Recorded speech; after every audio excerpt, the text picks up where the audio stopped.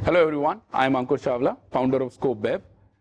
आज wine episode में हम ये बात करने वाले हैं कि वाइन कैसे बनती है, अलग अलग तरीके की वाइन क्या होती है, वाइन के लेवल कैसे पढ़े जाते हैं और हम वाइन टेस्ट भी करेंगे। और वाइन वीडियोस के लिए देखते रहिए कॉकटेल जॉकी।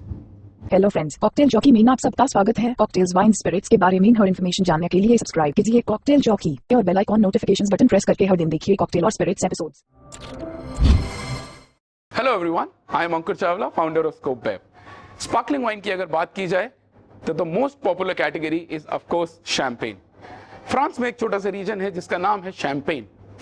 अगर स्पार्कलिंग वाइन उसी रीजन से बने, पर्टिकुलर ग्रेप्स के साथ, शार्डोने, पिनो नोयर, पिनो म्यूनियर और एक पर्टिकुलर स्टाइल से, तो ही उसे शैंपेन कहा जाता है।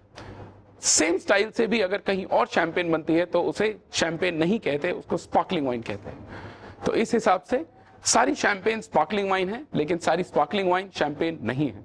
तो शैंपेन से नहीं तो शैंपेन नहीं। और ज्यादा इसके बारे में जानकारी के लिए देखते रहिए कॉकटेल जॉकी। और अगर ये वीडियो आपको पसंद आई तो जितनी ज्यादा हो सके उतनी शेयर कीजिए और सब्सक्राइब कीजिए कॉकटेल जॉकी।